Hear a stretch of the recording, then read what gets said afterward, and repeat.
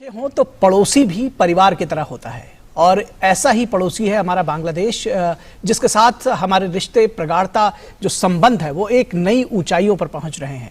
बांग्लादेश अपनी स्वर्ण जयंती, आज़ादी का स्वर्ण जयंती वर्ष मना रहा है। भारत और बांग्लादेश के बीच में जो राजनयिक संबंध है उनको भी 50 वर्ष पूरे हो रहे हैं।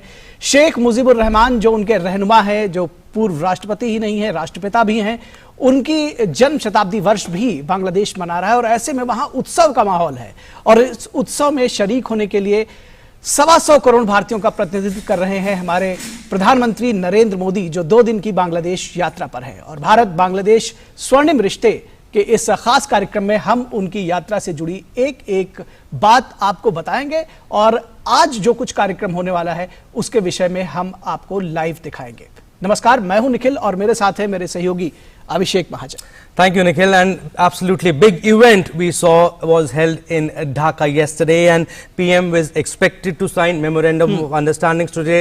Different delegation level talks will also be held today, and we for the next 1 hour we'll talk on that. And like Nikhil said, he is expected to visit various temples today also, Prime Minister Narendra Modi. So big events today also lined up. So our guest will also join us, Mr. Rajiv Kumar Bhatia. He'll join us in some time, former senior diplomat, and we'll talk about various issues today. The camaraderie that Prime Minister Narendra Modi shared with Prime Minister of Bangladesh, Sheikh Hasina. So it will be very, very important visit today. And the visit to neighboring Bangladesh not only commemorates 50 years of its independence, but also 50 years of diplomatic ties between India and Bangladesh. And on the second day of his visit, that is today, Prime Minister Modi will meet Bangladesh Prime Minister Sheikh Hasina and hold bilateral level talks. Several agreements are expected to be signed between the two countries following the talks. So areas covered are likely to be disaster management, trade, cultural cooperation, health, railways and others. So inauguration of some projects is also on the cards. The Prime Minister will also call on Bangladesh's President Mohammad Abdul Hamid before leaving for Delhi this evening.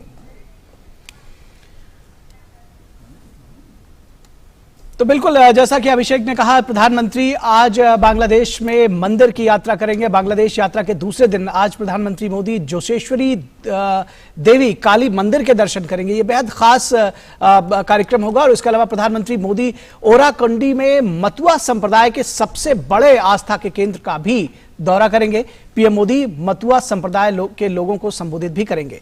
और इस यात्रा को लेकर दोनों जगहों पर स्थानीय लोगों में काफी उत्साह है। ये संबंधों का स्वर्णिम अध्याय है। ये दोनों देशों के रिश्तों में नए आयाम जुड़ने की नई यात्रा है।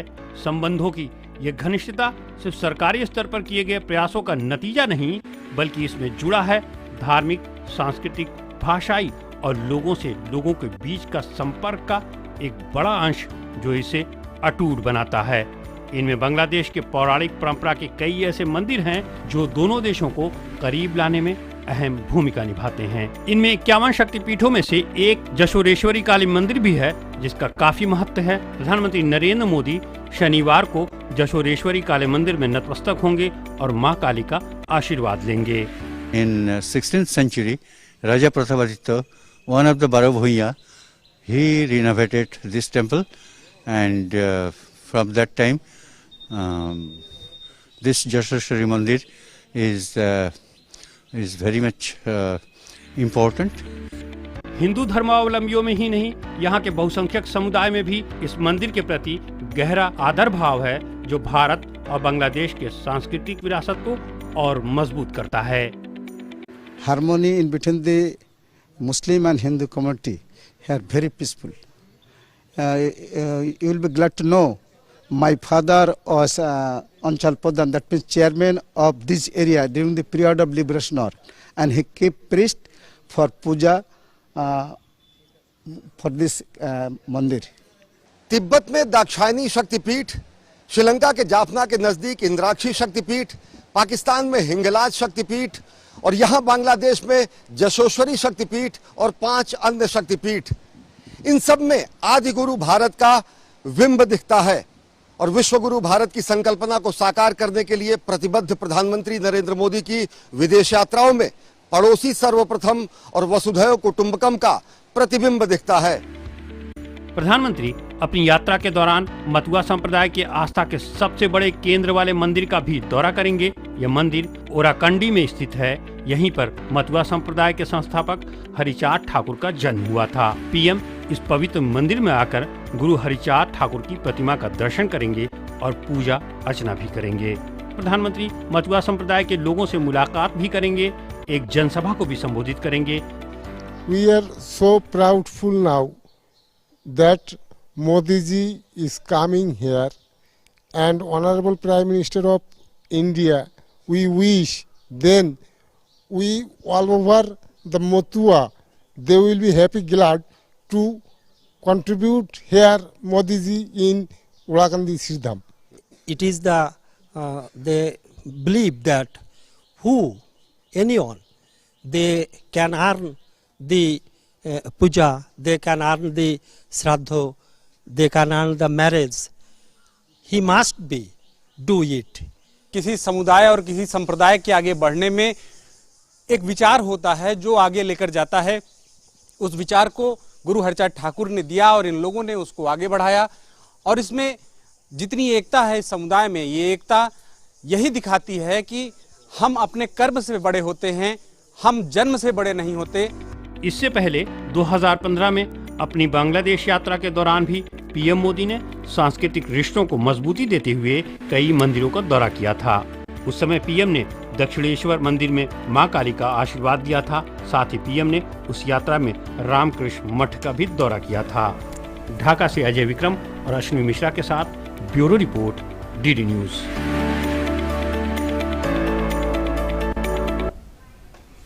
तो बेहद महत्वपूर्ण है प्रधानमंत्री नरेंद्र मोदी का ये रिश्ता। और जैसा कि हमने शुरू में कहा कि बांग्लादेश में उत्सव का माहौल है। उस उत्सव में प्रधानमंत्री 125 करोड़ भारतीयों का प्रतिनिधित्व कर रहे हैं। भारत भी इस उत्सव में शामिल है कहीं ना कहीं। और इस पूरे मुद्दे पर बातचीत करने के लिए हमारे साथ में former senior diplomat ambassador Rajiv Kumar Bhatia हमारे साथ जुड़े हुए हैं। राजीव भाटिया जी, बहुत स्वागत है आपका इस कार्यक्रम में। Absolutely.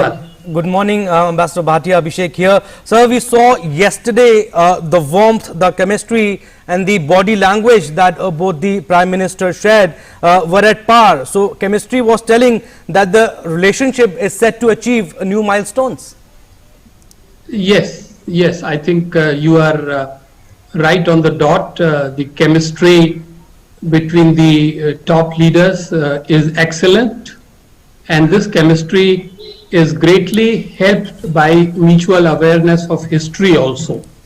I think, both media people and we scholars often end up misusing the word historic.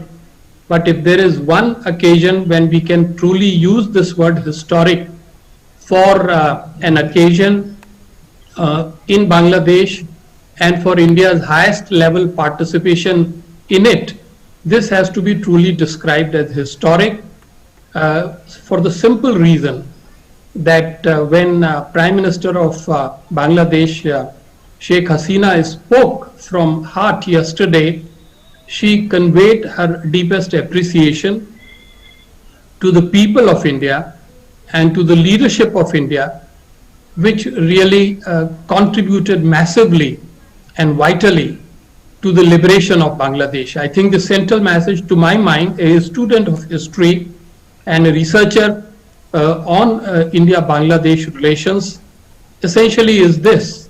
At times, historic convergences occur.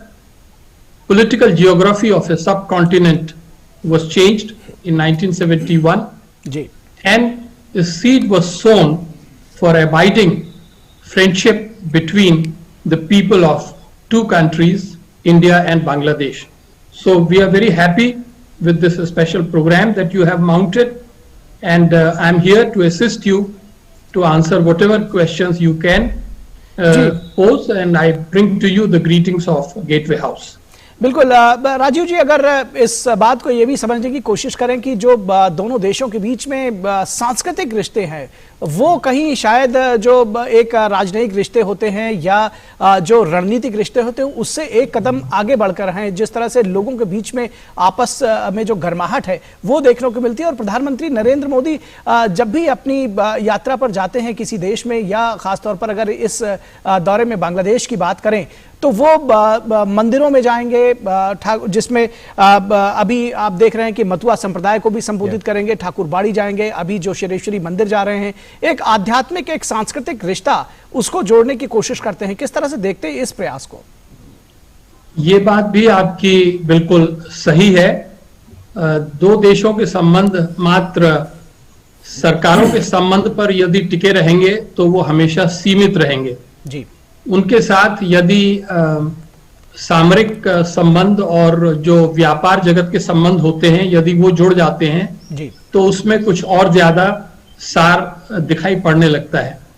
मगर जब सबसे महत्वपूर्ण बात होती है वो ये कि जब दो समाज जुड़ जाते हैं, दो देशों के लोग जुड़ जाते हैं जी, और जैसा आपने कहा सांस्कृतिक और आध्यात्मिक संबंधों की छवि सामने आ जाती है, तब हम वास्तव में कह सकते हैं कि ये दोनों देश एक बहुत ही विशेष तरीके से एक दूसरे से जुड़े हुए हैं जी। मैं ये कहना चाहूंगा इस अवसर पर जी कि इसका भी एक इतिहास है जो हम सबको मालूम है। यानी कि 1947 से पहले तो आखिर दोनों एक ही लोग थे, एक ही देश थे जी। 1947 में विभाजन हुआ और ये पूर्वी पाकिस्तान बन गया। फिर उसके बाद इतिहास ने एक बार अपनी कलम चलाई 1971 में और एक नए राष्ट्र बांग्लादेश का जन्म हुआ। तो ये सारी बातें इस बात को सिद्ध करती हैं कि जो कुछ भी राजनीतिक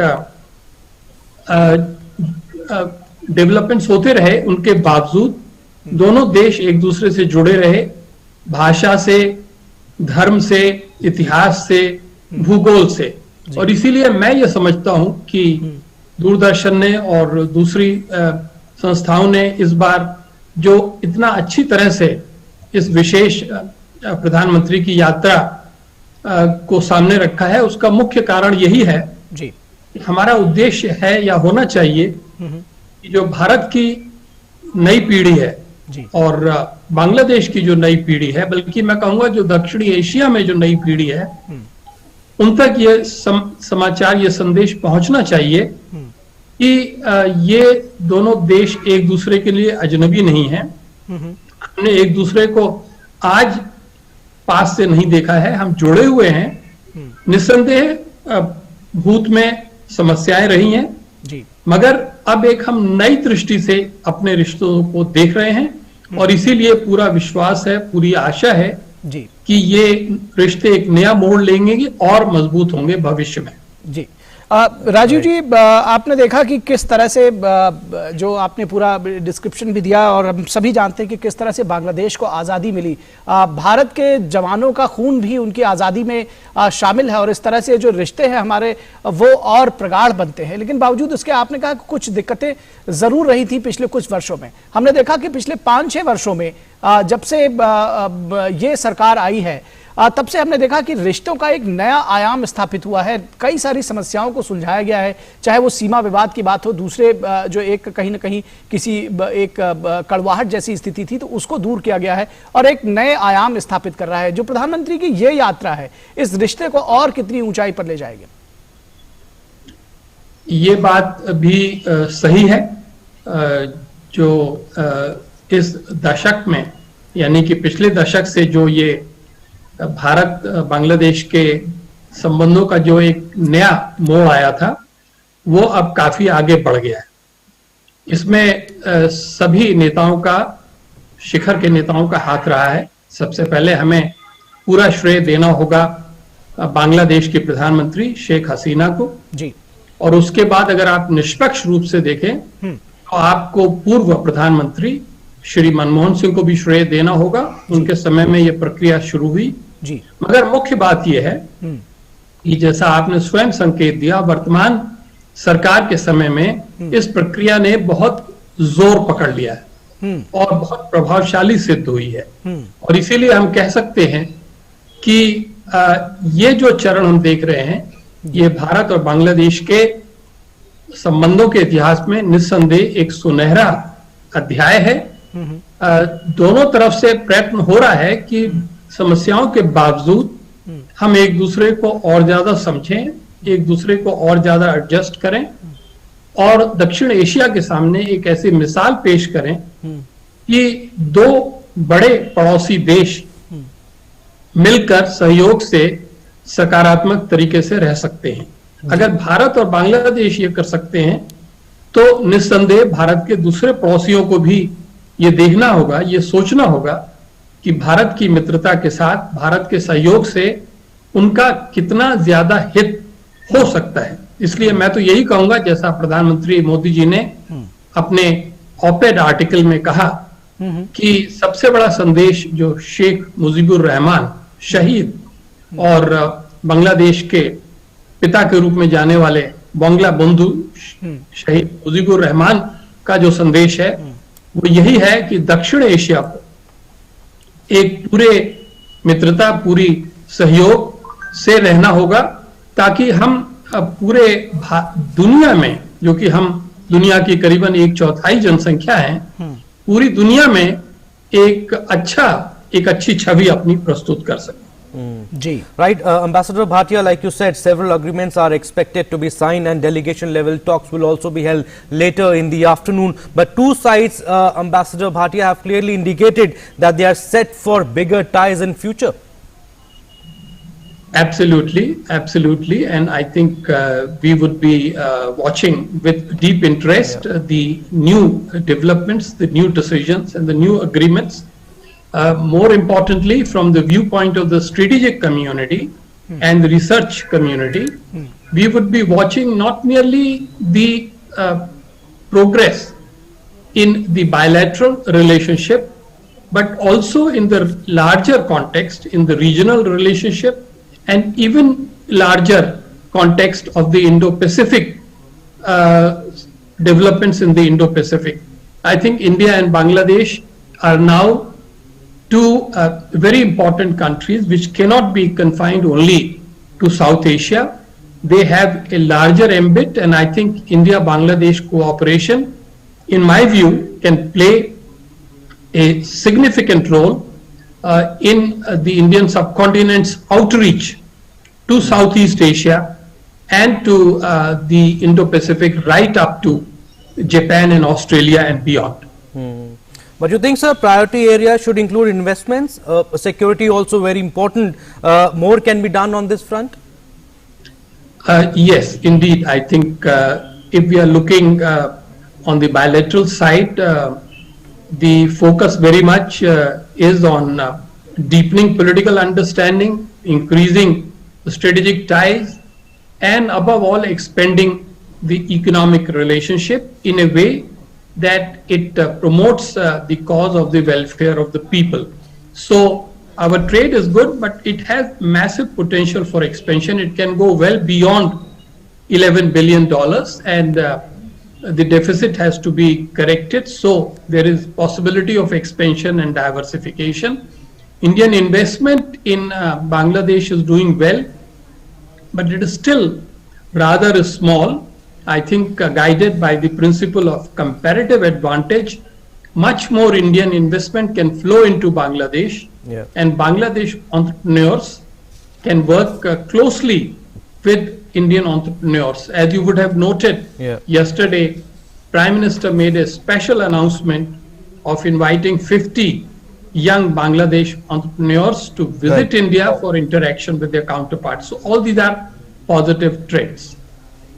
बिल्कुल, जब बात रिश्तों की होती है जरूर कुछ न कुछ चुनौतियां भी हैं जिसको और आपस में बातचीत करके दुरुस्त करने की कोशिश की जा सकती है। पानी के बंटवारे को लेकर के भी कहीं ना कहीं दोनों देशों के बीच में थोड़ी चिंताएं हैं। किस तरह से देखते हैं कि इन चुनौतियों को सुलझाया जाएगा, आगे बढ़ा जाएगा इन विषयों पर? Once there is constructive attitude displayed by our top leadership, sky is the limit. We must give full credit to Bangladesh for showing patience and for showing understanding. India is keen to resolve the Teesta water issue and the larger issue of managing the Ganga, Brahmaputra, Meghna basin in a proper manner. There have been certain difficulties, they will get resolved.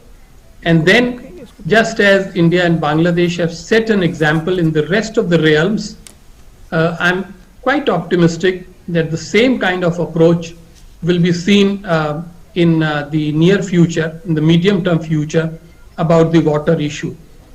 Then, fundamentally, there is a great deal of expectation in Bangladesh for more support by India on the question of repatriation of the Rohingya people from Bangladesh back to Myanmar. India is doing what it can to assist the process, even though this is fundamentally an issue between Bangladesh and Myanmar. India has played a role as a non-permanent member of the Security Council in contributing and promoting reconciliation in Myanmar. It obviously is still not yet matured into full outcome, but let us hope it will once the seriousness of the Myanmar situation is appreciated. And then the border management issues, that is the third issue which causes difficulties from time to time. There is deep awareness, and I think in the talks in Dhaka today, there will be focus and attention on that as well. जी राजीव जी, अगर जिस तरह से आपने कहा भाई 1947 से पहले हम एक देश थे, साझी विरासत है, साझी संस्कृति है, अगर दोनों देशों के बीच के लोगों की मित्रता को और आगे बढ़ाने की कोशिश की जाए, किस तरह से इसको देखते हैं? प्रधानमंत्री आज मंदिरों के दर्शन करेंगे, ठाकुरबाड़ी में जाएंगे, जोशेश्वरी मंदिर जाएंगे, किस तरह से देखते हैं कि इसको और आगे बढ़ाने की जरूरत है और क्या कुछ और प्रयास किए जा सकते हैं? जी हाँ, ये हमारे प्रधानमंत्री की विदेश यात्राओं की हमेशा से एक विशेषता रही है जी, कि जब भी वो बाहर जाते हैं तो वो ये कोशिश करते हैं कि वहाँ के लोगों से, स्थानीय लोगों से जुड़ें, और जब ऐसा होता है तो इस बात का प्रभाव भारत में भी बहुत अच्छा पड़ता है जी। अब ये बहुत से भारत में भी आज लोगों को एक समाचार जैसा लगेगा कि बांग्लादेश में अभी भी इतने अच्छे पुराने मंदिर हैं जिनका आदर करते हैं, जहां पर कि भारत के प्रधानमंत्री यात्रा पर जा रहे हैं, दर्शन के लिए जा रहे हैं जी। इन सब चीजों से हमारा एक सामान्य ज्ञान बढ़ता है और हमें लगता है कि भारत का जो फुटप्रिंट है वो पूरी दक्षिणी एशिया में और उसके बाहर तक न केवल आज से बल्कि बहुत वर्षों से और बहुत शताब्दियों से फैला हुआ है। तो इसलिए इन सब बातों का क्या उद्देश्य है, क्या लक्ष्य है? लक्ष्य यही है, ये बताना कि बांग्लादेश के लोग भारत के लोगों से पूरी तरह से जुड़े हुए हैं, और इसलिए ये जो मुजीब बोरशो मनाया गया है, यानी कि मुजीबुर रहमान साहब की 100वीं वर्षगांठ और बांग्लादेश की आज़ादी के 50 वर्षों का जो उत्सव हो रहा है और भारत बांग्लादेश के कूटनीतिक संबंधों का 50 वर्ष का अवसर का जो खास समारोह हो रहा है, वो सब इसी बात को बताने के लिए किया जा रहा है कि ये बांग्लादेश एक हमारा बहुत विशेष और दोस्ताना पड़ोसी है जी, और इसमें हम सबको अपने तरीके से योगदान करना है। जी बिल्कुल। Absolutely. So it shows, and also Ambassador Bhatia talking about Jeshooreshwari temple, Nikhil, PM Modi to visit temple in some time, and this is one of the 51 Shakti Peeths. Ambassador Bhatia, it shows PM wants to connect with people, and that too of different communities. We saw yesterday also PM talking about different people and young entrepreneurs. Also, you talking about 50 young entrepreneurs have been invited. So it shows that he wants to connect with different people of different communities. और आज भी वो मथुरा संप्रदाय के लोगों से संपर्क करेंगे, उनसे बातचीत करेंगे जी। Yeah, I think there is one more implication which we can factor in here. There is a special purpose in our Prime Minister visiting some of these Hindu temples, and it has a larger message for the people of Bangladesh. The people of Bangladesh, as we know, in majority are Muslims, but there is a minority of Hindus living there. This minority group size has been progressively reduced because in the past, before Begum Hasina came to power, there were quite a lot of atrocities and discrimination that the Hindu minority was subjected to. This was the reason why many Hindus from Bangladeshi had to flee in various stages of life or time. And therefore, what the Prime Minister's visit will do is, first of all, to build up the motivation and enthusiasm of Hindu minority community in Bangladesh, that there is a certain degree of respect, appreciation and support for them.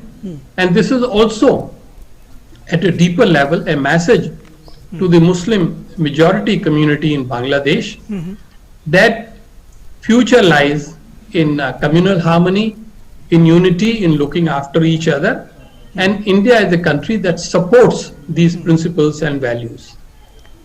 बिल्कुल, आपने बिल्कुल ठीक बात कही। और अगर आपकी आखिरी बात से ही इस चर्चा को और आगे बढ़ाए एम्बेसडर राजीव की, जिस तरह से एक मैसेज पूरी दक्षिण एशिया में नहीं बल्कि पूरी दुनिया में जाएगा, जो आपने कहा कि एक हारमोनी, एक सांप्रदायिक सौहार्द की जो बात है, वो भी इस जो कहीं ना कहीं जो मंदिरों का दौरा करेंगे प्रधानमंत्री, मंदिरों में दर्शन करेंगे, दरअसल उससे और जो लोगों से मिलेंगे, चाहे वो मथुआ संप्रदाय के लोगों से मिलना हो, चाहे ठाकुरबाड़ी के का दर्शन करना हो, या फिर तमाम सारे लोगों से मिलेंगे, ये एक कहीं ना कहीं एक आइडियल सिचुएशन है जो बाकियों के लिए भी फॉलो करने की जरूरत है। ये एक आदर्श स्थिति जैसी है ये। जी हाँ, मैं आपसे पूरी तरह से सहमत हूं, और इसीलिए ये आपको मान के चलना चाहिए कि जब भारत के प्रधानमंत्री की विदेश यात्रा का कार्यक्रम बनता है तो उसमें हर आइटम बहुत सोच समझ के रखा जाता है जी। ऐसे नहीं रख दिया जाता है कि किसी ने कहा साहब वहां चले जाइए या किसी ने कहा आप दूसरी जगह चले जाइए, ऐसा नहीं होता है। मेरा 36 वर्ष का कूटनीतिक अनुभव मुझे ये याद दिलाता है कि किस तरह से भारत के प्रधानमंत्री का एक एक मिनट का कार्यक्रम बहुत सोच समझ के बनाया जाता है जी। तो बांग्लादेश में जो इस समय यात्रा हो रही है, जैसा मैंने कहा, एक ऐतिहासिक यात्रा, उसके जरिए भारत और बांग्लादेश के लीडर्स मिलकर एक बहुत महत्वपूर्ण संदेश भेज रहे हैं, और हम उसी संदेश के जो विभिन्न तत्व हैं या एलिमेंट्स हैं उनकी चर्चा करने का प्रयत्न कर रहे हैं, उनकी व्याख्या करने का प्रयत्न कर रहे हैं। और सबसे बड़ा मकसद, जैसा मैंने शुरू में कहा, कि दोनों पड़ोसियों की दोस्ती मजबूत हो, दोनों के संबंध आपस में और आगे बढ़े, और खास तौर से दोनों देश की जनता एक दूसरे को और ज्यादा समझे, और ये समझे कि भले ही हमारा धर्म काफी हद तक फर्क हो, मगर फिर भी दोनों देशों में, दोनों समाजों में जो एक सहिष्णुता है, जो टॉलरेंस है, वो बनी रहे, वो और आगे बढ़े, और वो दोनों देशों की दोस्ती का बहुत मजबूत आधार बनती रहेगी। जी। Right, so like you mentioned earlier, day 2 of Prime Minister Narendra Modi's 2-day visit will begin with him praying at the Jashoreshwari Kali temple, like we mentioned earlier, and he will also address members of the Matua community later in the day. Ambassador Rajiv Bhatia is with us. He continues to be with us, but the Prime Minister conferred the 2020 Gandhi Peace Prize posthumously to Bangabandhu Sheikh Mujibur Rahman's younger daughter Sheikh Rihana on day 1 of his Bangladesh visit. We'll talk about that. But Ambassador Bhatia, PM Modi will be visiting the Jashoreshwari Kali temple in Bangladesh in some time. We'll show our viewers the live visuals also, exactly. Nikhil. And located in Ishwaripur area of Shamnagar, the temple is dedicated to Goddess Kali. My question to you is, Ambassador Bhatia, it is well known that PM Modi is an ardent devotee of Goddess Kali, but this is the first visit of head of government of any country to Shamnagar and Jashoreshwari Kali Mandir, and the arrival of PM Modi has created a festival atmosphere in the entire region. Yes, you are accurate on that as well.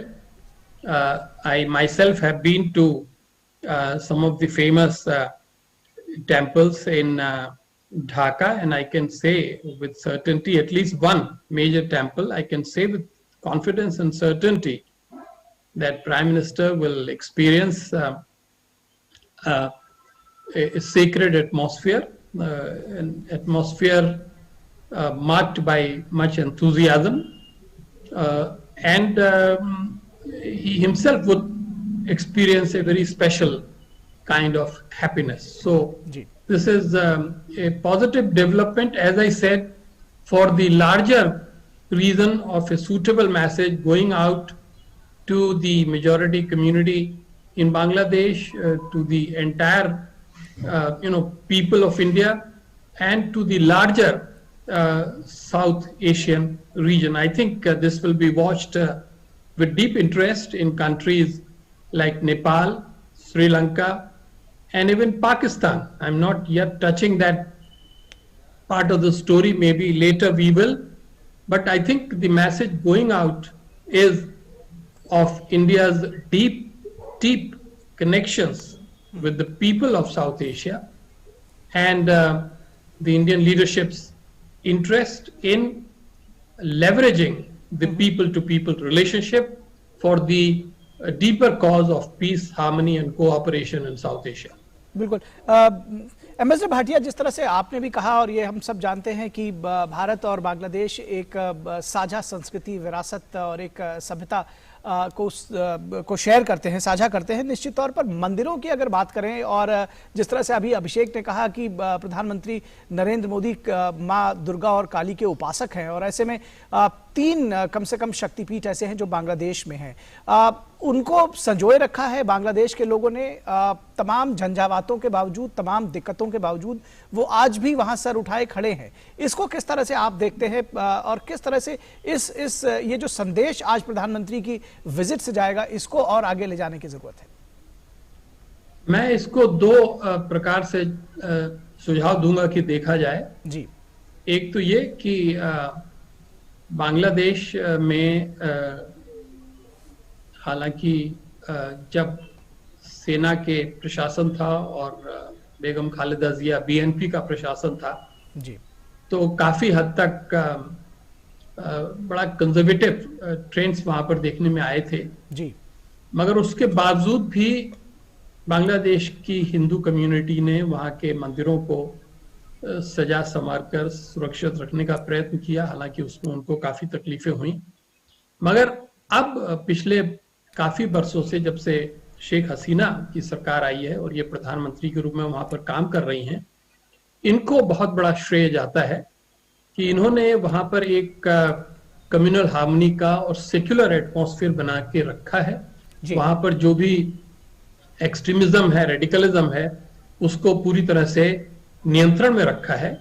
और इसीलिए आपको, जैसा मैं पहले भी संकेत कर रहा था, कि जब भारत के प्रधानमंत्री ऐसी जगहों पर जाते हैं तो उसमें जो स्थानीय सरकार है, इस केस में बांग्लादेश की सरकार है, उसकी पूरी सहमति है, उसकी पूरी समर्थन है। आखिर सारे के सारे बंदोबस्त में उन्हीं लोगों का हाथ है जी। तो इसलिए ये आप मान के चलें, ये स्वयं खाली भारत की तरफ से ही नहीं, ये दोनों देशों की सरकारों की तरफ से ये एक साझा प्रोग्राम है, और उसके जरिए बांग्लादेश के लोगों को और भारत के लोगों को विशेष संदेश दिया जा रहा है जी। Right, so Prime Minister will visit Jashoreshwari Kali temple a short while from now. He'll visit, and Prime Minister will offer prayers at this temple dedicated to Goddess Kali, which is amongst 6 Shakti Peeths in Bangladesh. Golden chapter of a deep and strong relationship both the nations share, strengthened not just by the efforts being made by the governments but also the outcome of religious, cultural, linguistic and people-to-people contact. The temple connect between India and Bangladesh is one such indelible link. After all, East Bengal, today's Bangladesh and West Bengal are historically connected.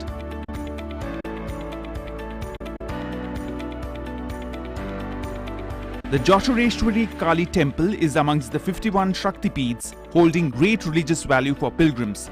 Prime Minister will offer prayers at this temple dedicated to Goddess Kali, which is amongst the 6 Shakti Peeths in Bangladesh. In 16th century, Raja Pratapatitya, one of the Baravhuya, he renovated this temple, and from that time, this Jashoshwari Mandir is very much important. People from a cross-section of religions come to pray at the Joshoreshwari Kali temple, which further strengthens cultural ties between the two nations. Harmony in between the Muslim and Hindu community here very peaceful.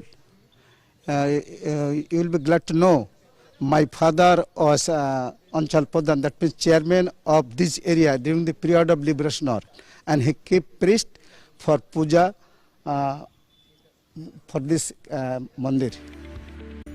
Prime Minister Narendra Modi will also offer prayers at the temple of the Motua community in Orakandi. Members of the Motua community consider this temple as one of their holiest shrines. He will later interact with members of the Motua community and address a public meeting here. Strengthening cultural ties, Prime Minister visited temples during his 2015 Bangladesh visit. PM took blessings of Goddess Kali and visited Ramakrishna Mutt in Dhaka during the trip. With inputs from Ramesh Ramachandran and Rajesh Jha in Dhaka, Bureau Report. और आपको बता दें कि आपको यहां से सीधे लिए चलेंगे जोशेश्वरी मंदिर, जहां पर प्रधानमंत्री नरेंद्र मोदी इस वक्त पहुंच चुके हैं। बेहद खास और महत्वपूर्ण यात्रा है जोशेश्वरी काली मंदिर की, जो 6 शक्तिपीठों में से एक है। बांग्लादेश में कुल 51 शक्तिपीठ हैं, जिनमें से 6 बांग्लादेश में है। और प्रधानमंत्री नरेंद्र मोदी जोशेश्वरी काली मंदिर में माता काली के दर्शन के लिए वहां पर पहुंच चुके हैं और इसके व्यापक विशेष इंतजाम किए गए हैं। हम आपसे थोड़ी देर में आपको वो तस्वीरें दिखाएंगे कि किस तरह से वहां पर प्रधानमंत्री, ये सीधी तस्वीरें आप देख सकते हैं, प्रधानमंत्री इस वक्त पहुंच चुके हैं। भारतीय उपमहाद्वीप में फैले हुए 51 शक्तिपीठों में से एक यह शक्तिपीठ, और यहाँ पर परंपरागत तरीके से स्वागत किया जा रहा है प्रधानमंत्री नरेंद्र मोदी का। उलूक ध्वनि, शंखद ध्वनि और डाकत ध्वनि से। अतिथि देवो भव की हमारी परंपरा है और यहाँ पर मंदिर रखरखाव समिति की तरफ से प्रधानमंत्री नरेंद्र मोदी के आगमन पर उनकी आरती उतारी गई और श्रद्धान्वित हो गए प्रधानमंत्री नरेंद्र मोदी। इस समय तिलक किया जा रहा है। यह अद्भुत एवं विलक्षण क्षण समूचे इस सतखीरा एवं बांग्लादेश के सनातन धर्मावलंबियों और बांग्लादेश की संस्कृति और नागरिक सभी व्यक्तियों के लिए कि जब प्रधानमंत्री नरेंद्र मोदी पहुंचे हैं।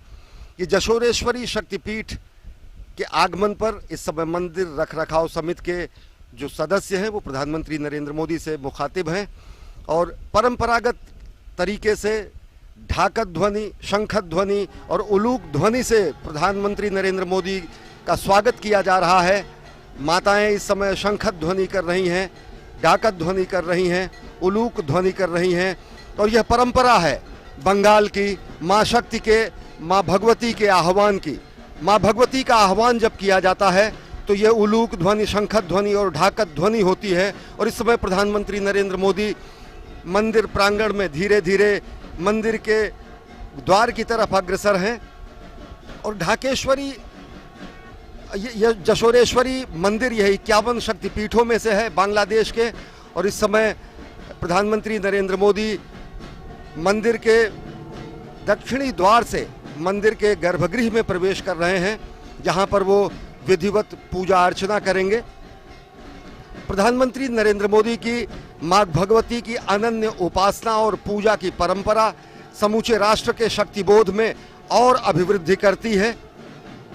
भारत की वैष्णव परंपरा, शैव परंपरा और शाक्त परंपरा में शक्ति की उपासना की परंपरा है और प्रधानमंत्री नरेंद्र मोदी इस समय श्रद्धान्वित हैं और गुड़हल के फूल जो कि माता भगवती का, माता काली के लिए सर्वप्रिय है, मुकुट से मां का श्रृंगार कर रहे हैं और साथ ही साथ माता का मुकुट उनके सिर पर धारण करके इस समय माता की पूजा अर्चना की शुरुआत कर रहे हैं।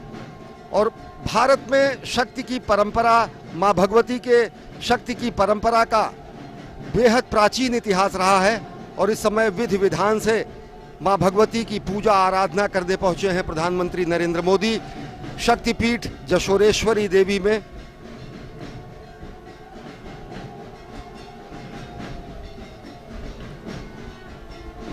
सर्वमंगल मंगल्ये शिवे सर्वार्थ साधिके शरणै त्रयंबिके देवी नारायणी नमोस्तुते।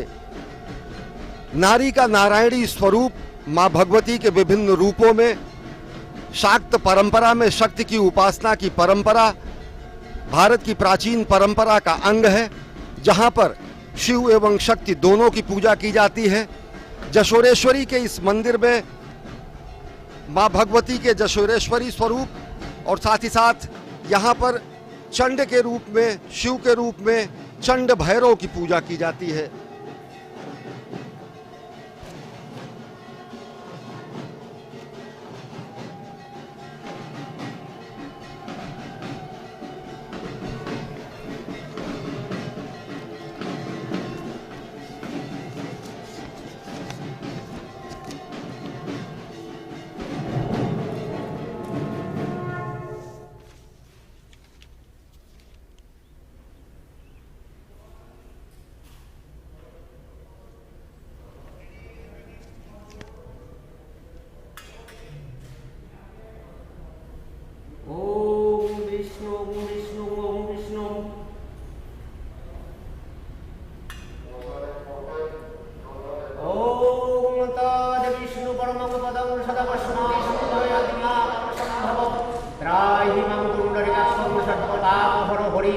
माधव माधव वाचि माधव माधव निधि सरन्ति साधव सर्वे सर्वकार्येषु माधवम्।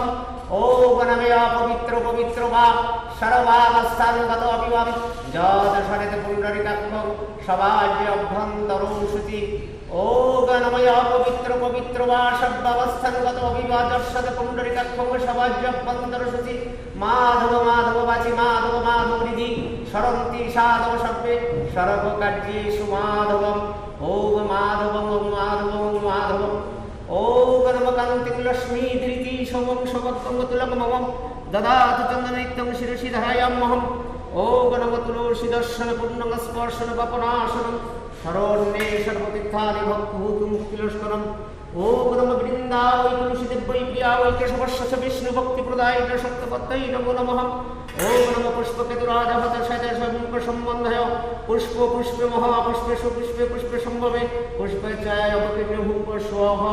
ओम नमः गन्ध पुष्पगरिकादा शक्ति कमलासनाय नमो नमः। ओम नमः शासन मंत्रस्य विशिष्ट विशेषतलं संतपूर्वदेवता आसन उपवेशन विनियोग। ओम नमः विदित्तया धृता लोकदेवित्तं विष्णुद्धिता तंचधारयं नित्यं पवित्रेण कुर्चासनम्। ओम नमः वामे गुरुभरम परम गुरुभरम परापर गुरुभरम परमेष्ठ गुरुभरम दक्षिण कलशाय नमो ब्रह्मणे नमो देवानन्दाय नमो मध्यनारायणाय नमो सम्मुखे ओम क्रीं जशनेश्वरी कालिका वै नमो नमः। ओम नमः पुष्पकेतुराजहत शतय सम्मुख संबन्धय पुष्प पुष्पे महापुष्पे सुपुष्पे पुष्पे संभवे पुष्पे चयाय वकिन्युः स्वाहा। ओम नमः चन्दन पुष्पम्। ओम नमः विघ्ननाशकारि गणेशाय नमः। ओम नमः एकदन्त महाकाय नमो उदरपदाय विघ्ननाशं परमदेवं हे नमोऽहं प्रणमाम्यहम्। एष सचन्दन पुष्पम्। ओम नमः विघ्ननाश गणेशाय नमः। एष सचन्दन पुष्पम्। ओम नमः श्री भगवते सूर्याय नमो नमः। ओम नमः जवाकुसुम संपाशं कश्यपे महद्गतिं धन्तारिं सर्वपापप्रपनोत यस्मै दिवाकरम्। एष सचन्दन पुष्पम्। ओम श्री भगवते सूर्याय नमो नमः। एष सचन्दन पुष्पम्। ओम नमः शिवाय रूपाय पशुपताय नमो नमः। ओम नमः शिवाय शान्ताय कर्णत्रय हेतवे निवेदयामि चात्मानं तं गति परमेश्वरम्। एष सचन्दन पुष्पम्। ओम नमः शिवाय नमो नमः। एष सचन्दन पुष्पम्। ओम नमः योगेश्वर नारायणाय श्रीकृष्णाय नमः। ओम नमः ब्रह्मण्यदेवाय ब्रह्मणहिताय च जगद्धिताय श्रीकृष्णाय गोविन्दाय नमो नमः। नारायणं नमस्कृत्यं नरं चैव नरोत्तमं देवीं सरस्वतीं चैव तत् जयमुदीरयेत्। एष सचन्दन पुष्पम्। ओम नमः भगवति जय दुर्गायै नमो नमः। ओम नमः सर्वमङ्गलमाङ्गल्ये शिवे सर्वार्थसाधिके शरण्यत्र्यम्बके गौरी नारायणि नमोस्तुते। सृष्टि स्थिति विनाशानं शक्तिभूते सनातने गुणाश्रये गुणामये नारायणि नमोस्तुते। एष सचन्दन पुष्पम्। ओम क्रीं जशनेश्वरी कालिकायै नमो नमः। ओम नमः जशने परिपदं च देवता जशनेश्वरी चन्न भैरवस्य तत्र जत्र सिद्धिमप्यत्। ओम नमः करालपतनं वरममुक्तके चतुर्भुजं কালিকাং দক্ষিণাং দিব্যং মুন্ডমালা বিভূষিতম সদ্যচ্ছিন্ন শিরখণ্ডবাবদগ্ধকরম্বুজম অভয়ং বরদং শৈব দক্ষিণুদ্ধবালিকম মহামেঘ প্রভং শ্যামং ততঃশৈব দিগম্বরিং কণ্ঠাবসপ্তমুণ্ডালি গৌরদুইরসস্থিতম কর্ণাবদং সদালীত সবযুগ্ম ভয়ানুকম ঘোরনমস্যং করালস্যং কিন্নত পয়ধরম শাবারাঙ্গর সংঘাতে কিরীট কাঞ্চিং সম্মুখিং শ্রীবুদ্ধায় দুবলরক্তধারা বিস্ফুরিতস্ফরম গুরোরাবমহরুদ্রিং সদনালয় বাসিনীং বালার্কমণ্ডলাকারলসনত্রিতরাদ্রিতম দন্তুরাং দক্ষিণাং বাপি মুক্তালঙ্গিপদর্শয়ম শবোরূপ মহাদেব হৃদয় পরিসমস্থিতম শিবাভিগুরুরাভাবি চতুর্দিগ্গু সমন্বিতম মহাকালমচশ্যামং বিপরীত রতাত্তুরম শুক প্রসন্ন বদনম শরারম সহরূহম এবং সঞ্চিতয়ৎকালীন শ্মশানালয় বাসিনীং এষ সচন্দন পুষ্পম ওম ক্রিং যশোরেশ্বরী কালিকা বৈ নমো নমঃ এষ সচন্দন পুষ্পম ওম ক্রিং যশোরেশ্বরী কালিকা বৈ নমো নমঃ এষ সচন্দন পুষ্পাঞ্জলি ওম ক্রিং যশোরেশ্বরী কালিকা বৈ নমো নমঃ এতানি গন্ধ পুষ্প ধূপদীপ নৈবেদ্য ফলমিষ্টমদান কর্মণি ওম ক্রিং যশোরেশ্বরী কালিকা বৈ নিবেদয়ামি ওম নমঃ সর্বমঙ্গলমঙ্গলে শিবে সর্বত্রসাদিকে শরণ্যত্রম্বকে গৌরী নারায়ণী নমস্তুতে কালী কালী মহাকালী কালিকে পভারিণী সর্বশক্তি হরে দেবী নারায়ণী নমস্তুতে জয়ন্তী মঙ্গলা কালী ভদ্রকালী কপালিনী দুর্গা শিব ক্ষমাদাত্রী শাশ্বত নমস্তুতে দক্ষ যজ্ঞ বিনাশিনী মহাপ্রভৈ যোগিনী কোটি কোটি বৃতা ওই ভদ্রকন্যৈ ওম ক্রিং যশোরেশ্বরী কালিকা ওই নমো নমঃ কালিকা ওই বিদ্মহে ভগবতী ধীমহি তন্নো দেবী প্রসোদয়া কালিকা ওই জগন্মাত কালিকে ধর দক্ষিণে জ্ঞানবন্দন দেবী নমস্তে শঙ্করোত্তরীয়ে এতানি গন্ধপুষ্প ধূপদীপদানম ওম ক্রিং যশোরেশ্বরী কালিকা ওই নমো নমঃ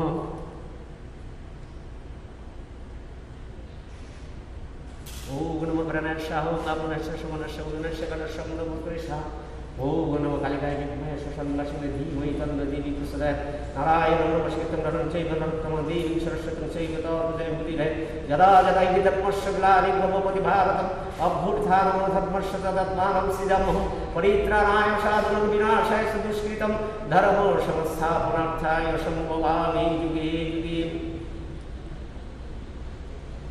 ওম নমঃ সর্বে ভবন্তু সুখিনো সর্বে সন্তু নিরাময়া সর্বে ভদ্রাণি পশ্যন্তি মা কশ্চিৎ দুঃখভাগং ভবেৎ ওম শান্তি ওম শান্তি ওম শান্তি।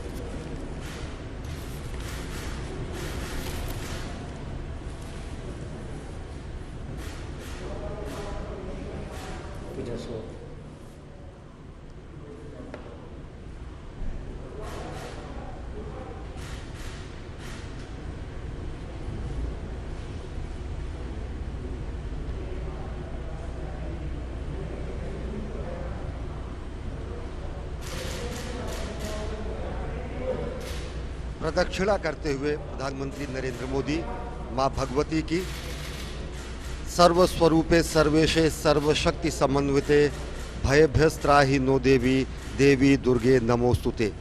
मां दुर्गा की आराधना के, मां दुर्गा के अनन्य भक्त प्रधानमंत्री नरेंद्र मोदी, और वही हमारी मां भगवती की आराधना की शाक्त परंपरा, जिसमें हम शिव और शक्ति दोनों की पूजा करते हैं। और शाक्त परंपरा में जाकर शिव की परंपरा भी कहीं ना कहीं समाहित हो जाती है और भगवान का स्वरूप अर्धनारीश्वर स्वरूप हो जाता है। शाक्त परंपरा ये मानती है कि शक्ति नहीं तो सिद्धि नहीं, बुद्धि और समृद्धि का कोई अर्थ नहीं। यानी कि सर्वप्रथम सर्वशक्तिमान जो परंपरा शक्ति की है, शक्ति संचय करने की जो परंपरा है, वो ये मानती है, शाक्त धर्म में है कि शक्ति नहीं है तो सिद्धि नहीं है, बुद्धि और समृद्धि का कोई अर्थ नहीं है। और राष्ट्र के शक्तिबोध को नए सर्वोच्च शिखर पर पहुंचाने का भी कार्य प्रधानमंत्री नरेंद्र मोदी ने अपने द्वारा किया है। और अनेक ऐसे अवसर आए हैं जब पूरी दुनिया ने देखा है कि किस तरीके से भारत की सामाजिक संस्कृति, भारत का सनातन संस्कृति और भारत की अनेक धर्म और सनातन धर्म के भी अनेक मत किस तरीके से आपस में समरसता से रहते हुए समूचे विश्व को समरसता का और विश्व बंधुत्व का संदेश देते हैं। माँ देवी की आराधना में या देवी सर्वभूतेषु शांति रूपेण संस्थिता कहा जाता है। कांति रूपेण संस्थिता, दया रूपेण संस्थिता, विद्या रूपेण संस्थिता, श्रद्धा रूपेण संस्थिता, भक्ति रूपेण संस्थिता, लक्ष्मी रूपेण संस्थिता, शांति रूपेण संस्थिता। यानी कि माँ देवी में उस रूप की आराधना की जाती है जो व्यक्ति में कांति, दया, विद्या, श्रद्धा, भक्ति, लक्ष्मी और शांति और शांति की आराधना की जाती है। और उस स्वरूप को जागृत करने की आराधना की जाती है कि व्यक्तियों में उस स्वरूप की आराधना हो। और यही हमारी परंपरा रही है, भारतीयता की परंपरा, जो कि कहती है कि हम साथ साथ चलें, साथ साथ तप करें। संगक्षध्वम संवद्ध्वम संवो मनसि जानताम, ये अथर्ववेद में कहा गया है। और साथ ही साथ कठोपनिषद में कहा गया है कि ओम सहना भवतु सहनो भुनक्तु सह वीर्यं करवावहै। साथ साथ हम विश्व कल्याण के लिए तप करें। इस समय प्रधानमंत्री नरेंद्र मोदी यहाँ मौजूद माताओं बहनों के साथ यादगार चित्र खिंचवाते हुए, जो कि एक यादगार लम्हा है यहाँ के माताओं बहनों के लिए और साथ ही साथ समूचे नागरिकों के लिए।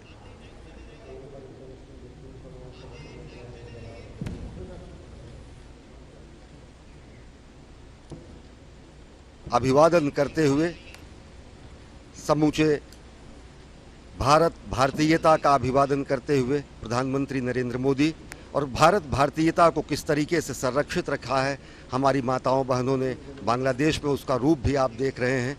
और इस समय प्रधानमंत्री नरेंद्र मोदी बांग्लादेश के इस यशोश्वरी शक्तिपीठ में पूजा अर्चना करने के लिए पहुंचे हैं। अगर देखें तो भारतीय उपमहाद्वीप में फैले हुए हमारे शक्तिपीठ भारत के आदि गुरु स्वरूप को स्थापित करते हैं। ये 51 शक्तिपीठ अगर तिब्बत में मानस शक्तिपीठ में दाक्षायणी शक्तिपीठ के रूप में है, तो वहीं श्रीलंका में इंद्राक्षी शक्तिपीठ के रूप में है, पाकिस्तान में हिंगलाज शक्ति रूप के पीठ में है, तो बांग्लादेश में ये जशोश्वरी शक्तिपीठ, और साथ ही साथ सिलहेट में बांग्लादेश में ही 5 अन्य शक्तिपीठ, सिलहेट में महालक्ष्मी शक्तिपीठ, जयंती शक्तिपीठ, बागुरा में करतोया शक्तिपीठ, सुगंधा शक्तिपीठ जो कि खुलना में है, और चटगांव में चट्टल भवानी शक्तिपीठ।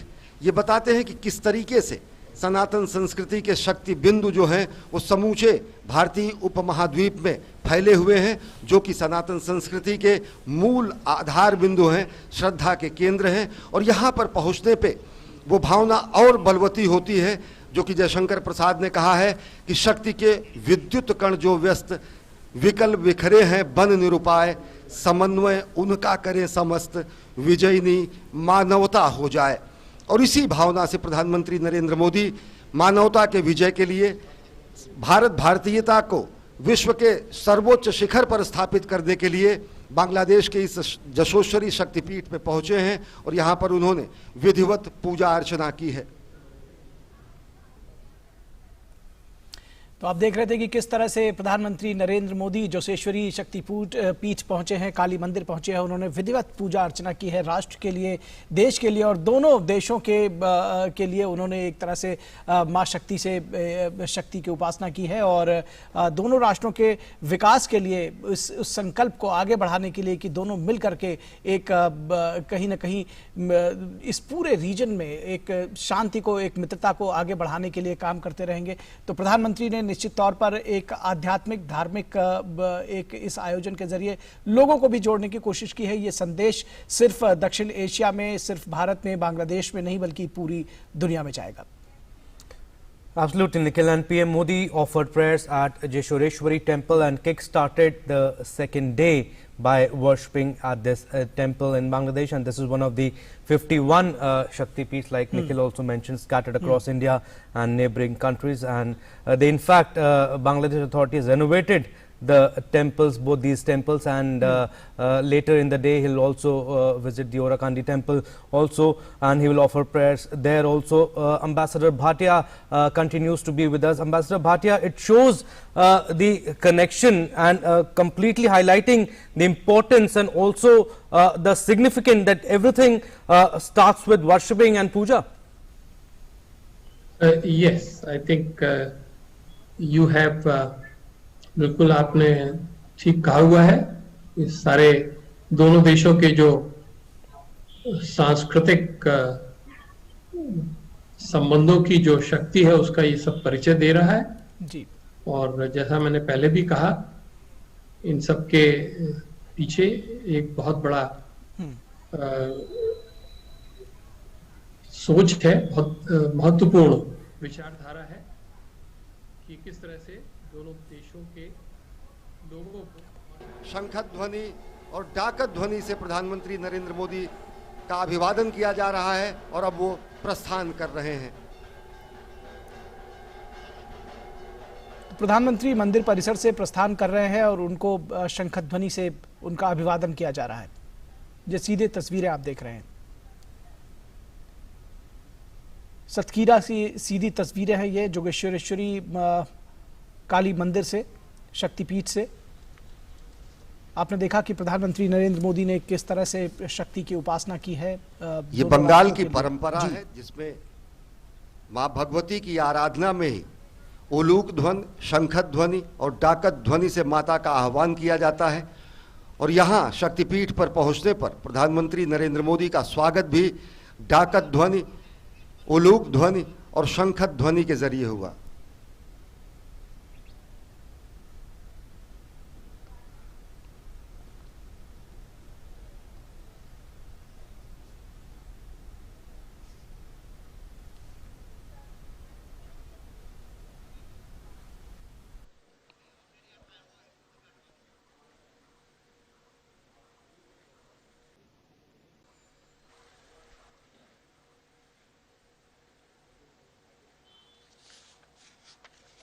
सनातन धर्म को मानने वाले संप्रदाय के लोग हैं, उनके लिए ये कहीं ना कहीं उत्साह का क्षण है। तो सांप्रदायिक सौहार्द की जब मिसाल कायम करने की बात होगी तो पूरे बांग्लादेश और पूरे भारतवर्ष के लिए, पूरे दक्षिण एशिया के लिए ये एक महत्वपूर्ण क्षण है। प्रधानमंत्री का इस तरह से जोशेश्वरी काली मंदिर में दर्शन के लिए जाना, पूजा अर्चना करना और कहीं ना कहीं इस मंदिर से ये संदेश भी दोनों देशों को मिल रहा है कि किस तरह से सांप्रदायिक सौहार्द को आगे बढ़ाया जा सकता है। बांग्लादेश में जिस तरह से इस मंदिर का जीर्णोद्धार कराया गया, जिस तरह से इसको एक नई पहचान देने की कोशिश की गई और जिस तरह से इसके जो भग्नावशेष थे उनको भी सुरक्षित रखा गया, इस मंदिर का जीर्णोद्धार कराकर इसको एक नया लुक दिया गया, ये एक बेहद महत्वपूर्ण है इस लिहाज से भी कि मंदिरों की सुरक्षा के लिए, मठों की सुरक्षा के लिए, चाहे वो बांग्लादेश हो या फिर अगर भारत में इस तरह के जो अवशेष हैं दूसरे देशों के लिए, उसको भी सुरक्षा प्रदान की जाती है। Right. Also, Nikhil, little bit about this temple. And according to Hindu mythology, the Jeshoreshwari temple is one of the 51 Shakti peeths scattered across India and neighboring countries, and it is believed to have been built by a Brahmin named Anari in the latter part of the 12th century, and he created a 100-door temple for the Jeshoreshwari peeth, which is shrine, and Later it was renovated by Lakshman Sen in the 13th century, and finally Raja Pratapaditya rebuilt the temple in the 16th century. Like we mentioned, the temple is one of the 51 Shakti Peeths as per the Hindu mythology, scattered across India and neighboring countries, with 6 in Bangladesh, and these are significant shrines and pilgrimage destinations in Shaktism, the goddess-focused Hindu tradition. निश्चित तौर पर ये मंदिर भी बेहद महत्वपूर्ण है, जैसा कि आपने कहा कि 51 शक्तिपीठों में से एक है ये, और शक्तिपीठ वो है, हमारे दर्शक तमाम इसको समझ रहे होंगे, जहाँ पर ऐसी कथा है पुराणों में, और जो भारतीय सनातन संस्कृति है, जो सभ्यता है, उसमें ये बताया गया है कि जो देवी उमा के जो शरीर के अंग जहाँ जहाँ पर गिरे थे वहाँ पर शक्तिपीठों की स्थापना की गई थी। और ये जो शिरेश्वरी शक्तिपीठ है, ऐसी मान्यता है कि यहाँ पर माता के हाथ और पांव गिरे थे और इसके बाद इस शक्तिपीठ की स्थापना की गई थी। ज़रूर कुछ समय जब इतिहास के थपेड़ों ने इस मंदिर को थोड़ा भग्न किया, इसके अवशेष रह गए, तो इसका जीर्णोद्धार भी कराया गया। जैसा कि अभी अभिषेक ने बताया, समय समय पर इसको बेहतर किया जाता रहा, और निश्चित तौर पर ये मंदिर एक अपने आप में बहुत बड़ी कहानी समेटे हुए है। दोनों देशों की मैत्री की भी अगर इबारत कही जाए तो गलत इस लिहाज से नहीं होगा कि इसका जीर्णोद्धार कराने के लिए, इसको आगे बढ़ाने के लिए, और यहाँ पर जो वहाँ सनातन मतावलंबी हैं उनको यहाँ पर उनका ख्याल रखने के लिए, उनके दर्शन वो ठीक से कर सकें इस मंदिर में, इसके लिए निश्चित तौर पर ये एक मिसाल कायम कर रहा है। और एक बार फिर से चलते हैं अपने ख़ास मेहमान राजीव जी के पास। राजीव कुमार भाटिया, जो कि सीनियर डिप्लोमेट रहे हैं, farmer senior diplomat. Ambassador Bhatia, किस तरह से देखते हैं कि जब हम बात करते हैं कि इस कहीं ना कहीं जब हम बात वैक्सीनेशन डिप्लोमेसी की बात करते हैं, जब ये बात करते हैं कि हम दूसरे तमाम तरह के सहयोग जो हैं वो बताने की कोशिश करते हैं, तो ये जो डिप्लोमेसी है, कहीं ना कहीं जो टेम्पल डिप्लोमेसी है, ये भी दोनों देशों के रिश्तों को आगे बढ़ाती है। आपने एक दरअसल नई बात कही, वैक्स डिप्लोमेसी और टेम्पल डिप्लोमेसी को जोड़ने का प्रयत्न किया है, किसी हद तक ठीक है। डिप्लोमेसी एक ऐसा शब्द है जो कि वास्तव में उसका प्रयोग दो सरकारों के बीच जो संबंध हैं, जो उनके बीच वार्तालाप है, जो उनके बीच सहयोग होता है, उसके लिए किया जाता है जी। डिप्लोमेसी हालांकि एक शब्द का प्रयोग किया जा रहा है, और वास्तविकता यह है कि भारत की विचारधारा यही है कि जो कुछ हमने अपने परिश्रम से बनाया है,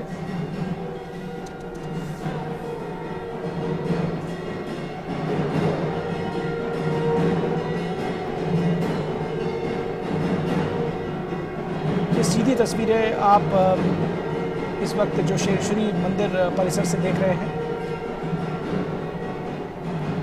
किस तरह से ढोल नगाड़ों ताशों बाजों के साथ में उत्सव सा माहौल है, और प्रधानमंत्री का स्वागत भी किया जा रहा है। मंदिर परिसर में शंखध्वनि हो रही है, आप सुन रहे हैं, और ये जो प्रतिमा है अपने आप में अलौकिक है, जो शेरेश्वरी काली मंदिर की देवी की।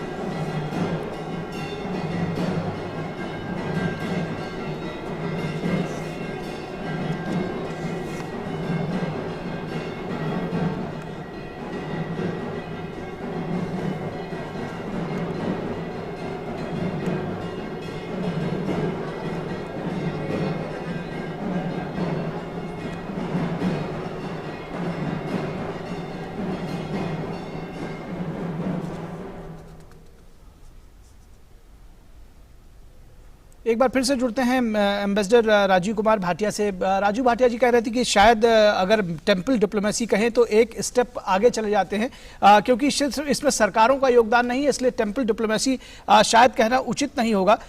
अगर इसको ये कहा जाए कि दोनों देशों के बीच में रिश्तों को प्रगाढ़ करने के लिए, या प्रगाढ़ होते रिश्तों में मंदिर और आध्यात्म धर्म ये एक दूसरे को जोड़ता है, तो बेहतर होगा। क्या कह रहे थे आप? हाँ, बिल्कुल बिल्कुल, यही आपने मेरे विचार को अपने शब्दों में बहुत अच्छी तरह से प्रस्तुत किया है जी, बहुत अच्छी तरह से प्रस्तुत किया है। मैं यही कह रहा था कि जो वैक्सीन बांग्लादेश में भेजी गई है जी, उसके पीछे इतनी कोई डिप्लोमेटिक कंसिडरेशन निहित नहीं है, जितने कि वास्तव में भारत बांग्लादेश के लोगों की सहायता करना चाहता है और ये मान के चलता है कि जो कुछ अपने अपने परिश्रम से किया है वो हमारे दोस्तों का भी उस पर एक अधिकार है जी। अगर वो लोग खुश रहेंगे, वो लोग स्वस्थ रहेंगे, तो यह भी एक भारत के हितों के लिए मजबूत करता है। उसी तरह से ये जो मंदिर कूटनीति या टेम्पल डिप्लोमेसी कहना थोड़ा सोचने का विषय है, क्योंकि जैसा आपने स्वयं कहा, सबसे बड़ी चीज ये है कि ये सब वास्तविक रूप से पूरी भावना के साथ किया जा रहा है, पूरे एक उसके पीछे सेक्रेट सेंटिमेंट है जी। और सबसे बड़ा जो उसका अगर कोई मोटिवेशन तो वो यही है कि भारत के लोग और बांग्लादेश के लोग दोनों इस बात को पूरी तरह से समझ सकें कि हमारे जो धर्म और संस्कृति के संबंध दोनों समाजों को जोड़े हुए हैं वो अपने आप में बहुत विशेष रूप से महत्व रखते हैं। Absolutely, Nikhil, and also later in the day, Prime Minister Narendra Modi will also visit Bangladesh's Orakandi. It will also send Ambassador Bhatia. It will also send positive message to Matua community, and PM Modi's visit, in fact, is creating a distinct identity in the world for Matua community and other backward communities from both the countries.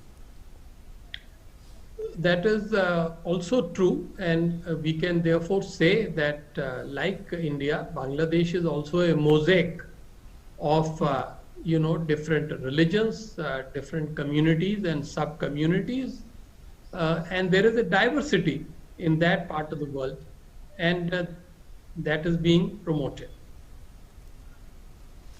जी, निश्चित तौर पर जब हम बात दोनों देशों के बीच संपर्कों को बढ़ाने की करते हैं और आपने जिस तरह से कहा कि दोनों देशों के जो पीपल टू पीपल कांटेक्ट है उसको बढ़ाने की कोशिश की जाए, उसको और आगे एक नया आयाम देने की कोशिश की जाए। आप देखते हैं कि किस तरह से टूरिज्म, अगर हम टेम्पल टूरिज्म की बात करें तो ये जरूर एक विषय हो सकता है जब किसी देश का प्रधानमंत्री या किसी देश के बड़े नेता या जो अगुआ हैं वो किसी जगह पर जाते हैं या वहाँ के लोग जब आते हैं और यहाँ पर उसके दर्शनों के लिए एक दूसरे देशों में जाते हैं, किस तरह से ये एक कहीं ना कहीं नज़ीर सेट करता है, एक ट्रेंड सेट करता है कि वहाँ जाकर के भी मंदिरों को दर्शन किए जा सकते हैं या बांग्लादेश के लोग भारत आ सकते हैं टूरिज्म के लिए, पर्यटन के लिए। जी हाँ, ये बिल्कुल सही बात है, मैं पूरी तरह से सहमत हूँ, क्योंकि चाहे वो बुद्धिस्ट मठ हो या वो हिंदू मंदिर हो या दूसरे धर्मों के जो विशेष स्थान हो जी, उन सबका हर समाज के व्यक्तियों के हृदय में एक विशेष स्थान होता है जी। तो इसलिए अब आप अगर देखें भारत और बांग्लादेश के परिप्रेक्ष्य में और खासतौर से टूरिज्म के परिप्रेक्ष्य में, तो हम पाएंगे कि अभी जो ज्यादातर टूरिज्म है वो बांग्लादेश के लोग भारत आते हैं जी और भारत के लोग बांग्लादेश कम जाते हैं। ये भी एक उनको बताने का भारत के लोगों को एक प्रयत्न है जी कि बांग्लादेश में बहुत सारी अच्छी चीजें हैं जिनको हम जाकर देख सकते हैं जी, और यदि हम उस देश के समाज को समझना चाहते हैं तो हमें वास्तव में वहां भी जाना पड़ेगा जी। कई दफे ये होता है कि हमारे जो भारत के लोग हैं, उत्तर भारत में हैं, पूर्वी भारत में हैं, तो जब कभी सोचते हैं कि बाहर जाना है तो जब नक्शा निकाल कर देखते हैं तो सोचते हैं कि चलिए अच्छा ठीक है, हम थाईलैंड चले जाएंगे, सिंगापुर चले जाएंगे, हम बर्मा या चले जाएंगे। मगर अब इस बात को एक हमारा सामान्य ज्ञान बढ़ रहा है कि क्यों ना हम बांग्लादेश जाएं जी, अगर वहां पर इतनी मित्रता की भावना है, सहयोग की भावना है, वहां हमारे इतिहास के इतने पुराने जो प्रतीक रखे हुए हैं, कितने महत्वपूर्ण प्रतीक जहां पर हमारे देश के प्रधानमंत्री स्वयं गए हैं जी, तो क्यों ना हम भी वहां जाकर देखें। ये एक भावना मन में आती है और ये इसका तुरंत जिसे कह सकते हैं एक अच्छा परिणाम निकल सकता है जी। Absolutely, and also Nikhil, India standing with Bangladesh in COVID times also. Ambassador Bhatia, yesterday both the ministers, Prime Minister said that the goals are common, efforts should be common, fighting terror, be it poverty, eradicating poverty. So India is one of our development partner that they said, and which is setting a tone for the bilateral ties today. Undoubtedly, I think the moment we talk of that larger agenda, which is not just the government agenda, it is the agenda set by the government for the welfare of the people. So the moment we talk about the challenges which are there in front of Bangladesh. I must say, of course, Bangladesh has taken major development strides in the past decade or more. It is moving or graduating out of the status of being the least developed country into a developing country, and then eventually to even greater heights of development. India already is not just a developing country but an emerging economy. So here are two major countries in the world on the path of development. They can help each other by moving together hand in hand, helping each other. And this is why I think we can say very clearly, if we recall the immediate history, that the fundamental turn in the relationship between India and Bangladesh came when Sheikh Hasina's government decided to extend fullest cooperation on the terrorism dossier. I think they came to a very clear-cut conclusion that no anti-India activity on their soil that causes insecurity to India, and creates terroristic conditions in India would be tolerated by Bangladesh. I think this was the fundamental turning point. And from there onwards, many positive things happened. So in a way, the India-Bangladesh story has a major lesson for our Western neighbor, Pakistan. I again would not go deeper into it, but I'm just hinting that there is a lesson for other neighbors of India to learn from how the trajectory of India-Bangladesh relationship has moved in the past decade or more. Once you ensure security to your neighbor, the neighbor is motivated to play a role in economic and development cooperation. It is not a surprise that Bangladesh today is India's biggest development partner.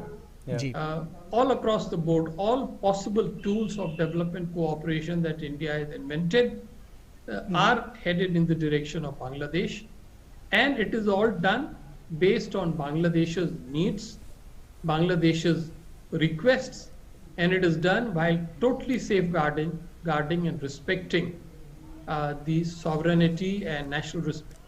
पूरी मानव जात को इस corona के संकट से जल्द मुक्ति दिलाएं।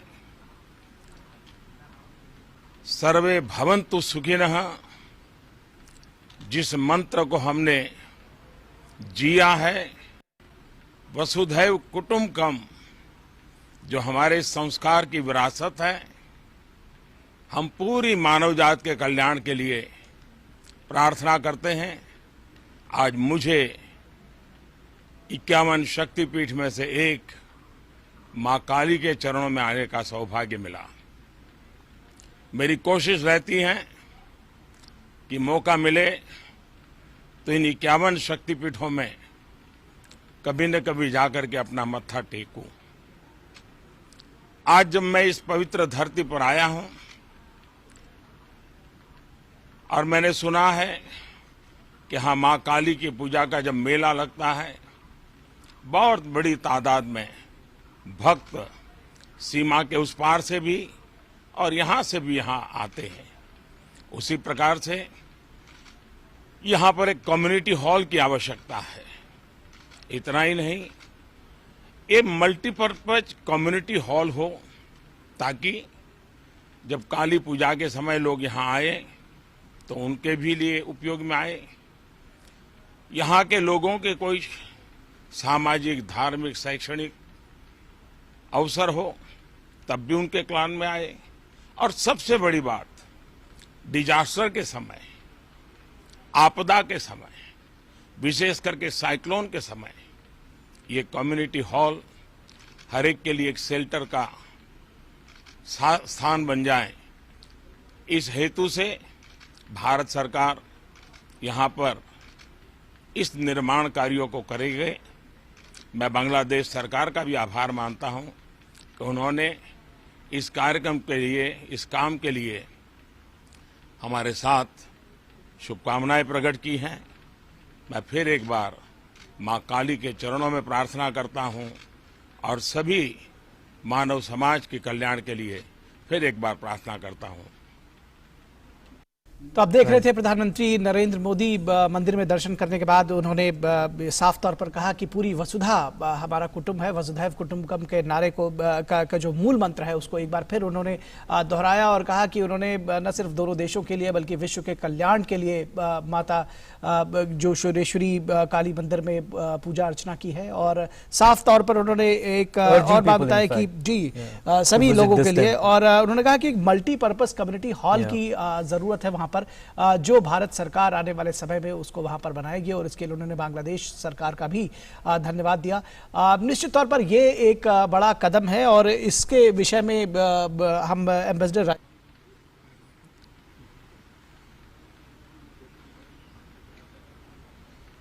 कुछ सप्ताह के बाद चैत्री नवरात्रि का प्रारंभ होगा। इस पवित्र पर्व के प्रारंभ होने के पूर्व 51 शक्तिपीठों में से एक मां काली के चरणों में आने का आज मुझे सौभाग्य मिला है। बांग्लादेश में जब मैं 2015 में आया था तो ढाकेश्वरी के चरणों में शीश झुकाने का अवसर मिला था। आज मां काली के चरणों में आशीर्वाद प्राप्त करने का मुझे सौभाग्य प्राप्त हुआ है। मां काली का वरदहस्त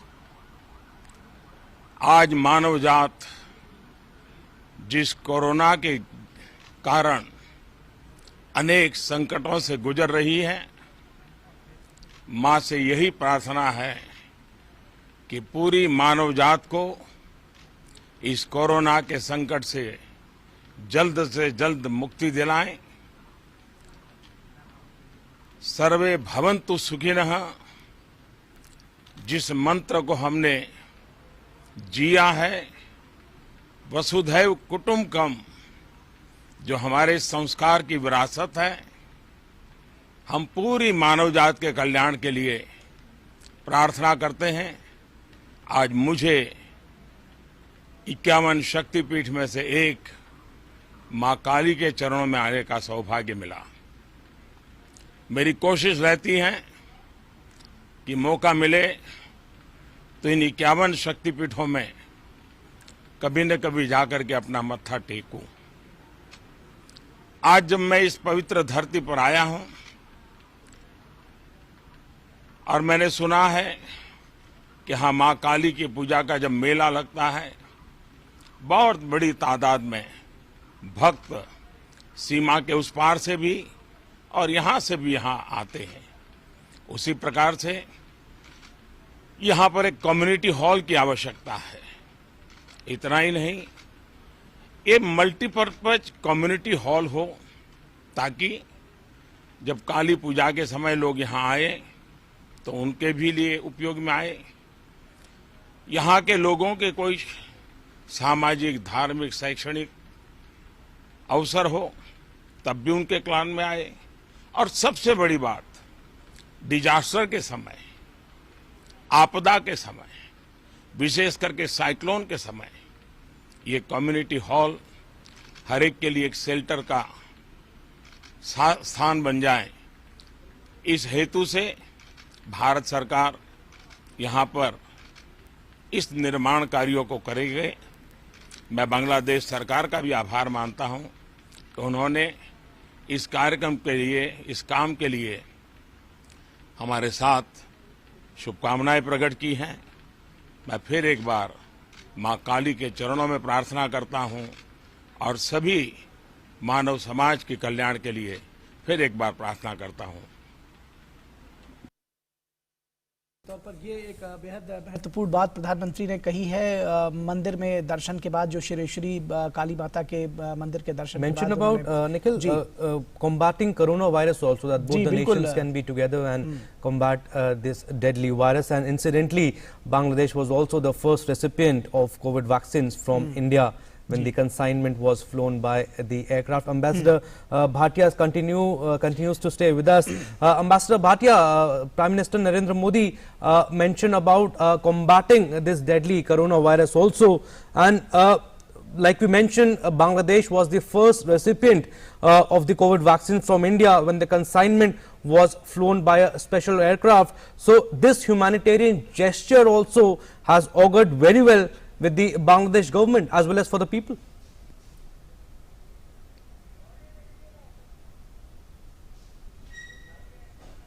The positive impact of India's helpful approach, first of all to its own neighbors and partners, but also to the world at large. I think since the word vax diplomacy has been used, I think we can say that this is a new form of building relations with the foreign countries that has been put to good use. The essential idea is that the pandemic is affecting, disrupting, destroying the lives of people, and India has a weapon that can help them to overcome this battle, and this is being done in a very thoughtful and judicious manner. Clearly, the priority for the use of the vaccine is for the people of India, but it is being organized in such a effective and careful manner that the rollout of vaccines in India moves forward. The needs of Indian people are not at all affected, and yet at the same time India is able to extend this most invaluable assistance to I think by now over 70 countries in the world. This is quite a record, and if you look at the logistical acumen that this would require in today's world, when often the aircrafts are not flying, the regular services have been disrupted. I think this is a laudable achievement, and I think it's not for us Indians to say this. It is being uttered by the world, the appreciation. But again, back on Bangladesh, I have no doubt that from the highest levels to the person on the street, I think in Bangladesh there is a very widespread appreciation for India's medical assistance, and this began not today. It began back in March last year, when under the SAARC banner, although not under formal SAARC structure, Prime Minister Modi took the initiative to bring all the South Asian countries together, and since then, now the gifting and dispatch of vaccines has been the latest manifestation of India's deep sense of friendship and cooperation to Bangladesh. बिल्कुल ambassador Rajiv Bhatia, आपने देखा कि किस तरह से प्रधानमंत्री ने साफ तौर पर कहा कि ये जो कोरोना का संकट आया है, इन्होंने आज जब जोशेश्वरी मंदिर में पूजा अर्चना की तो उन्होंने साफ तौर पर कहा कि कल्याण के लिए, पूरी दुनिया के कल्याण के लिए उन्होंने प्रार्थना की। ये एक बड़ी बात है। साथ ही साथ एक खास बात ये भी रही कि मल्टीपर्पज कम्युनिटी हॉल भी वहां बनाया जाएगा दोनों देशों के लोगों के लिए, क्योंकि बहुत सारे लोग सीमा से उस पार भी आते हैं इस मंदिर में दर्शन करने के लिए। किस तरह से इसको देखते हैं, बहुत संक्षेप में आपसे जानना चाहेंगे। संक्षेप में मैं यही कहूंगा कि ये भी एक बड़ा सकारात्मक निर्णय लगता है। इसमें निस्संदेह इसमें किसका भला होगा, इसमें सबसे पहली बात हमें यही पूछनी होती है, और निस्संदेह इसमें जनता का भला होगा जी। जनता के हित में ये निर्णय लिया गया है, और इसलिए जो हम लोग स्कॉलर्स कम्युनिटी से कहते हैं कि देशों के संबंध तभी मजबूत होते हैं जब उन देशों के लोग आपस में जुड़ जाते हैं, तो ये उसी बात को पूरा करने के लिए मैं समझता हूं ये इस किस्म के प्रयत्न किए जा रहे हैं। Absolutely, Nikhil, and two sides have clearly indicated that they are set for bigger ties in future. Thank you, Ambassador Bhatia. Thank you for giving us your precious time, and we'll keep giving you latest updates on Prime Minister's visit to Bangladesh, day 2 of the visit in fact. बिल्कुल निश्चित तौर पर ये एक बेहद महत्वपूर्ण यात्रा है। आज दूसरा दिन माता जोशेश्वरी काली मंदिर के दर्शन के साथ प्रधानमंत्री ने आज के दिन की शुरुआत की है, और सबसे खास बात उन्होंने कहा कि उन्होंने पूरे विश्व के कल्याण के लिए माता जोशेश्वरी काली मां से उन्होंने प्रार्थना की है, और ये चाहा है, ये उन्होंने एक तरह से आशीर्वाद मांगा है कि ये जो कोरोना की महामारी है ये पूरी दुनिया से जल्द जा सके। तो निश्चित तौर पर दोनों देशों के बीच में इस तरह के आध्यात्मिक धार्मिक जो रिश्ते बन रहे हैं वो बेहद महत्वपूर्ण है। प्रधानमंत्री की यात्रा पर हमारी अपडेट जो है आगे भी जारी रहेगी। फिलहाल हमारी तरफ से इस कार्यक्रम में बस इतना ही। बहुत बहुत शुक्रिया। नमस्कार।